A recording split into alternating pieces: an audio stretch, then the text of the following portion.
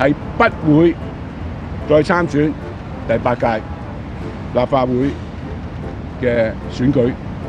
我覺得我認得係應該係時候咧交棒俾年輕嘅人。正所謂有人辭官歸故里，有人就漏夜趕科場。咁相信嚟緊嘅立法會選舉會有好多新面孔出現，甚至新到好似佢哋咁，到退選嗰日先至係第一次聽佢個名。不過以下呢位疑似參選人呢，就全香港人都識佢啦。佢就係被網民稱為人形 Melody 嘅微笑劍后江旻憓 Vivian。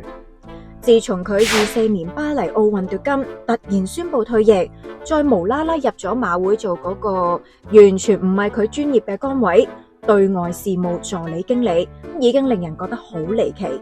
20年磨一劍，淨係甘心做個小小 AM。教練11歲嗰陣時問我嘅劍擊上嘅目標係咩，我就話想參加奧運會。你而家問佢，佢可能唔係答奧運會，而係想參加立法會啊！事關佢早2個禮拜咧，傳出佢被物色參加新界北地區直選。當時有政界中人就話 Vivian 參選咧有望借助到明星效應，谷一谷個選舉熱度，連帶提高埋個投票率添。仲話已經部署定啲人馬，只要佢一報名就即刻有晒幫手噶啦，校好晒炮抬佢上去咁款。不過亦都有政界中人質疑，玩直選嘅人一早喺地區深耕細作，佢又冇從政經驗，又冇政黨做後盾，難玩啲。去選委界或者啱啲啦。外界傳得興合合，連馬會都話開晒綠燈，話唔干涉。上個禮拜佢出席活動嘅時候，俾記者問係咪參選啊，佢就冇回應啦。哎呀，點知之後呢，就有傳媒報道佢遲都唔參選呢，原來係因為細個啊，跟住屋企人移民加拿大，揸住個加拿大 passport， 而地區直選參選人呢係唔可以有外國嘅居留權，所以傳媒引述知情人士話 Vivian 呢真係有諗過選，但可能預期咧趕唔切處理 passport 嘅問題，考慮到技術障礙同埋勝算之後，估計佢都係唔會玩。我唔想輸得咁肉酸，我唔想冇打出呢個香港精神咁放棄。咁點算啊？冇咗劍擊 Melody，個投票率咪會 drop 咯。幫緊你。最新政圈傳出 Vivian 有機會轉戰旅遊界功能界別，因為呢個界別容許持有外國居留權啊。根據立法會條例，呢12個功能界別容許有外國居留權，係因為想有利吸納各行各業嘅優秀人才。但有個條件，就係參選人要同嗰個界別有密切嘅聯繫。一個打咗20年劍嘅人，咁大個女都係打過一份工，咁就係馬會啦。所以之前呢，受訪都忍唔住自爆，好難，好辛苦，我要成日睇人面色。馬會外隊事務呢啲 club 咁，對旅遊又有咩密切聯繫呢？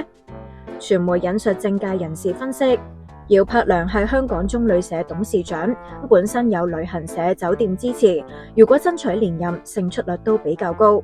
但如果 Vivian 真係空降，姚柏良有傳要讓路轉戰選委界。有指業界唔滿意呢個新安排，質疑 Vivian 同業界嘅聯繫同係咪真係了解旅遊界。不過憑 Vivian 嗰塊金牌，再加埋佢咁識包裝自己，要代表業界推廣香港一定冇難度啦。事關佢仲打劍嗰時極少談及政治，再加上佢為港增光，成為唔少人嘅女神。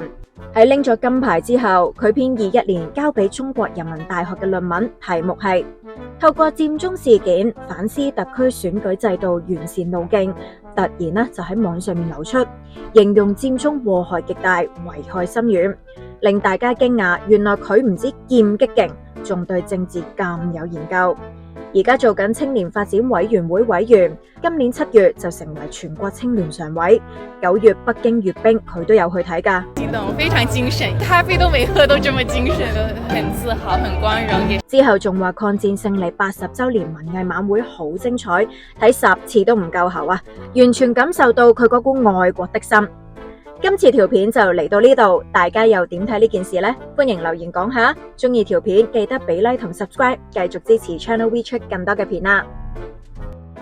Channel V 會員計劃正式啟動， Channel V 開台以嚟承蒙厚愛，多謝大家一路支持。經歷種種風雨，環境雖然充滿挑戰，不過同各位一齊行，相信我哋一定可以做到堅持報道，以民為先。好多朋友問點樣可以實質支持，今日我就話俾你知 ，Channel V 會員計劃正式啟動，4種不同計劃任君選擇，當然仲可以請我哋飲杯咖啡添。詳情可以登入呢個連結。一切事情得來不易，感激有你同途並肩。Channel V 有你哋，我哋先可以行得更遠。記得登入連結，多謝各界支持。